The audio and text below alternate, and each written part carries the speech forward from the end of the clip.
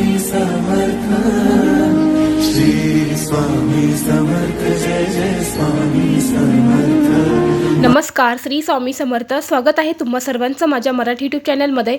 स्वामी महाराजांच्या कृपेने तुमच्या सर्व चांगल्या इच्छा पूर्ण हो हीच मी स्वामींचरणी प्रार्थना करते आणि आजच्या या नवीन व्हिडिओला सुरुवात करते। तर उद्या आहे पितृपक्षातील दुसरा शनिवार। आपल्या हिंदू धर्मामध्ये प्रत्येक दिवस कोणत्या देवांना समर्पित केला जातो, त्याचप्रमाणे शनिवार हा शनिदेवाला आणि मारुतीला समर्पित केला जातो। या दिवशी शनिदेवाची आणि मारुतीची उपासना केली जातात, सेवा केली जाते आणि काही उपाय देखील आपण या दिवशी केले जातात। तर आजच्या व्हिडिओमध्ये आपल्याला उद्याच्या दिवशी अंघोळीच्या पाण्यामध्ये अशी एक वस्तू टाकायची आहे। यामुळे 7 पिढ्यांचा प्रखर पितृदोष दूर होईल आणि उद्योग, व्यवसाय, नोकरी यामध्ये भरभरून प्रगती होईल। तर पहा, शनी ग्रह हा जीवनावर सकारात्मक आणि नकारात्मक असे दोन्हीही प्रभाव टाकतो। नकारात्मक प्रभाव घातक ठरू शकतो, यामुळे व्यक्तीच्या जीवनात अशांती निर्माण होते। तसेच सकारात्मक प्रभाव जो असतो तो व्यक्तीच्या जीवनावरती जर शनी ग्रहाचा जर चांगला असेल तर त्या व्यक्तीच्या आयुष्यामध्ये कोणत्याच गोष्टींना अडचण येत नाही। जर तुमच्या कुंडलीमध्ये शनी ग्रह हा जर कमकुवत असेल तर तुम्हाला तुमच्या कामामध्ये कधीच यश येत नाही। मग तुम्ही ते कोणतंही काम करत असले, कितीही तुम्ही कष्ट केले, मेहनत केले ती काम पूर्ण करण्यासाठी, तरीसुद्धा त्या कामामध्ये तुम्हाला हवं ते यश प्राप्त होत नाही। मग तो तुमचा व्यवसाय असेल, एखादा तुमचा उद्योग असेल किंवा तुमची एखादी नोकरी असेल, तुम्ही ज्या ठिकाणी नोकरी करत आहे तिथे तुमचं प्रमोशन होत नसेल किंवा तुम्ही भरपूर शिकलेले आहेत पण तुम्हाला नोकरी प्राप्त होत नाही, हवी तशी नोकरी तुम्हाला प्राप्त होत नाही, अशा वेळी आपण बऱ्याच वेळा म्हणत असतो की माझ्या मागे शनी लागलेला आहेत। असं बऱ्याच वेळा आपण आपल्या तोंडामधून हे शब्द निघत असतात। तर हे शनी ग्रह जर आपल्या कुंडलीमध्ये कमकुवत असेल तर यासारख्या समस्यांना आपल्याला सामोरे जावं लागतं। तसेच जर व्यक्तीच्या कुंडलीमधला शनी ग्रह हा जर कमकुवत असेल तर त्या व्यक्ती वारंवार चिडचिड करत असते आणि या चिडचिडेपणामुळे आपल्या घरामध्ये लक्ष्मी देखील येत नाही। आपण कष्ट आणि मेहनत करतो पण आपल्याला लक्ष्मी प्राप्ती होत नाही। बऱ्याच वेळा आपल्याला लक्ष्मी प्राप्ती होते पण ती लक्ष्मी आपल्या घरामध्ये स्थिर राहत नाही। आज आपल्याकडे 50,000 रुपये आले तर उद्या सकाळी अशा काहीतरी अडचणी येतात, अशा काहीतरी समस्या निर्माण होतात की ते 50,000 रुपये आलेल्या पायाने पुन्हा निघून जातात। म्हणजे आलेली लक्ष्मी ही आपल्या घरामध्ये स्थिर राहत नाही किंवा लक्ष्मीमध्ये वाढ होत नाही।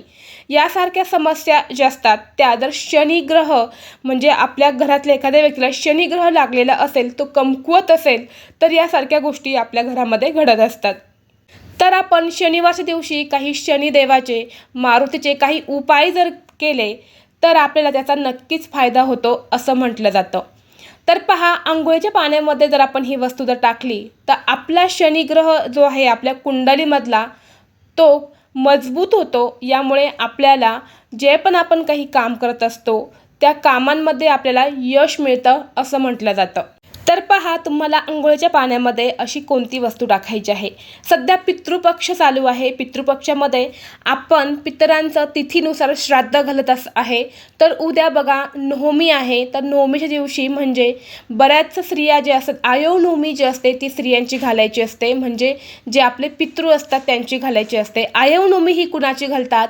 सासू सासरे आपल्या घरामध्ये असतात आणि सासऱ्यांच्या अगोदर आपली सासू जर वारली तर तिचं जे श्राद्ध असतं ते आपल्याला नवमीला घालायचं असतं।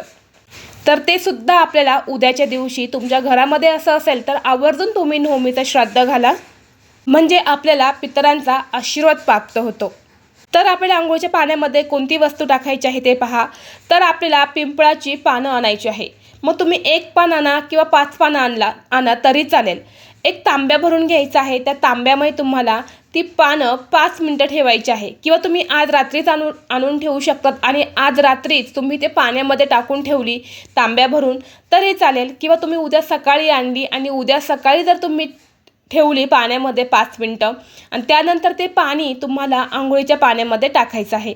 एक तांब्याभर पाणी घ्यायचं आहे, तांब्याभर पाण्यामध्ये तुम्हाला 2-3 मिनटं तुम्हाला ती पानं ठेवायची आहे आणि त्यामध्ये तुम्हाला चिमूटभर हळद टाकायची आहे आणि त्यानंतर 5 मिनटं झाल्यानंतर ते पाणी तुम्हाला अंघोळीच्या पाण्यामध्ये ओतायचं आहे किंवा तुम्ही रात्री पण पाण्यामध्ये टाकून ठेवू शकतात। त्यानंतर आपल्याला त्या अंघोळीच्या पाण्यामध्ये 1 चमचाभर दही टाकायचं आहे बघा, बऱ्याच वेळा आपण अमावस्येला दहीचा उपाय करत असतो, दही भाताचा उपाय करत असतो. तर अमावस्या तसेच शनिवारी जेव्हा आपण काही उपायांमध्ये दही वापरतो त्याचा खूप मोठा आपल्याला फायदा होत असतो.